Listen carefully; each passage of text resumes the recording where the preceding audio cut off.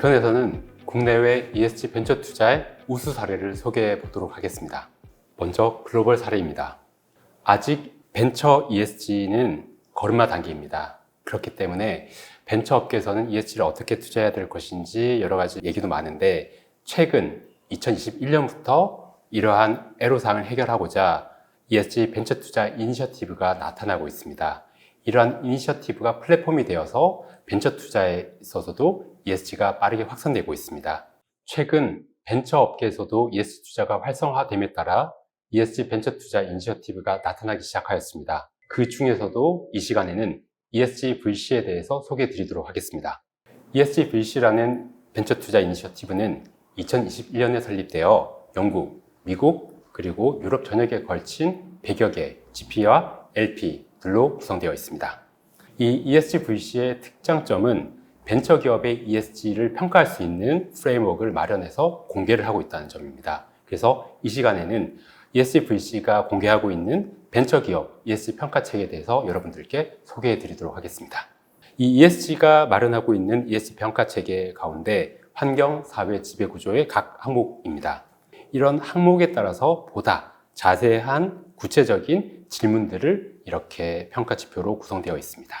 다음 실제 지표를 살펴보도록 하겠습니다. 이런 ESG VC에서는 Measurement Framework이라는 엑셀 기반 ESG 평가 툴을 마련하여 공개하고 있습니다. 이 왼쪽 부분이 앞서 말씀드린 바와 같은 ESG 평가 항목과 구체적인 질문들이고요. 여기 녹색 부분이 포트폴리오 기업 또는 잠재적 투자 대상 기업이 그 질문에 대한 답변을 작성할 수 있는 부분들입니다.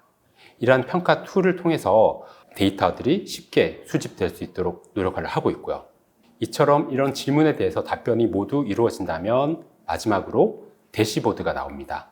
이 대시보드 영역에서는 포트폴리오 기업의 ESG 성과가 별점 체계로 나타나게 되어 있습니다. 그리고 이런 ESG VC에서는 작년 2022년 4월까지 225개의 벤처 기업에 대한 ESG 성과를 모아서 수집한 결과를 발표하였습니다.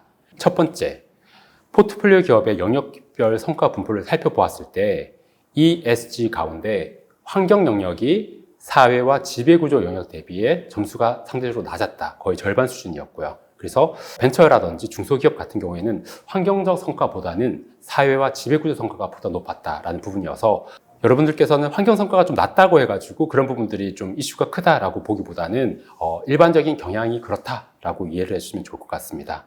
그리고 여기서는 이제 투자 단계별, 영역별 성과를 측정을 했더니 시드 단계, 그리고 시리즈 A, 시리즈 B, 그리고 시리즈 C 이상을 분포를 봤더니 이 별표를 보면 점점 높은 단계로 가면 갈수록 ESG 성과가 높아지는 것을 직관적으로 보실 수 있습니다.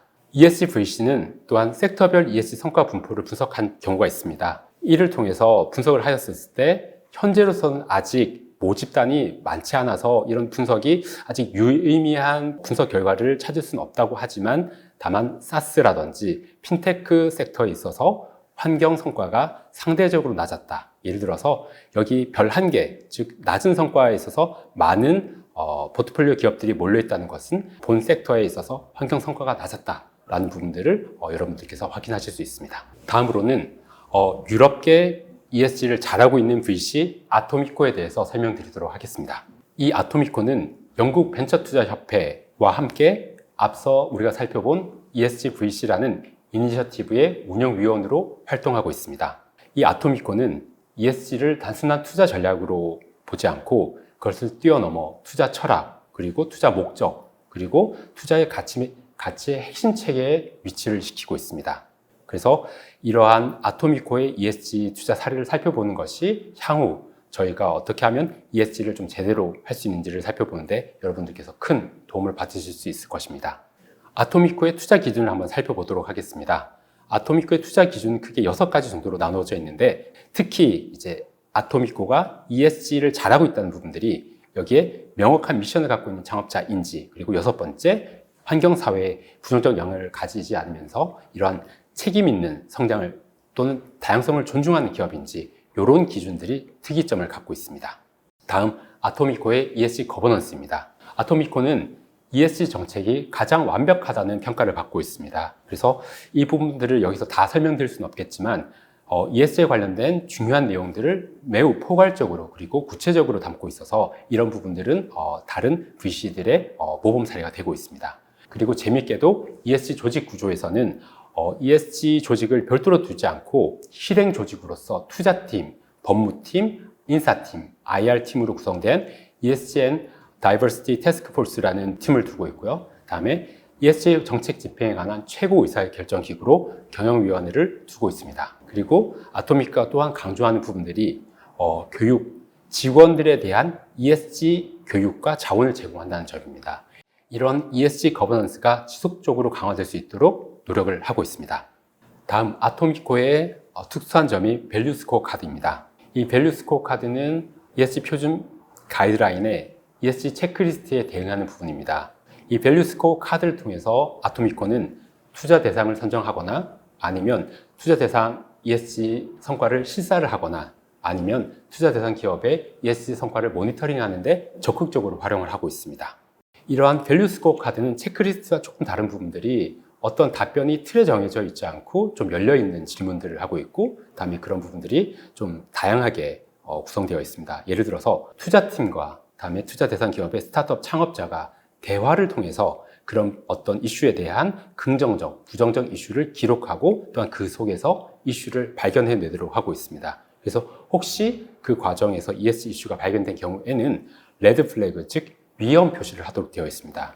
또 재미있는 부분들이 모니터링을 통해서 최초 투자 시 6개월 내에 반드시 이러한 밸류 스코어 카드를 작성하도록 되어 있고요. 그리고 그 이후에는 매년 1년마다 스코어 카드를 갱신하여서 작성하도록 되어 있습니다. 다음으로는 국내 ESG 벤처 투자 우수 사례에 대해서 소개해 드리도록 하겠습니다. 먼저 S운용사의 투자 사례입니다. S운용사 같은 경우에는 ESG 벤처 투자 가이드라인을 최대한 따르면서 동시에 자신에게 맞게 적절하게 번영하고 있는 부분들이 매우 인상적이었습니다. 또한 임팩트 투자와 그리고 ESG 투자가 잘 접목되도록 하고 그런 부분들을 모범적으로 그리고 교차하여 적용한 사례로서 높게 평가하였습니다. S운용사의 ESG 거버넌스 구축에 대해서 설명드리겠습니다. 먼저 조직입니다.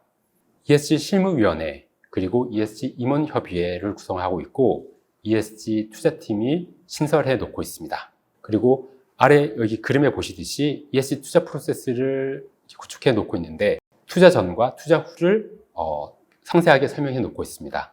투자 전을 살펴보면 먼저 네거티브 스크리닝 전략을 취하고 그 다음에 ESG 실사를 통해서 ESG 체크리스트를 작성하도록 되어 있고요. 마지막으로 이런 체크리스트를 기준으로 ESG 투자 적격을 심의하도록 되어 있습니다.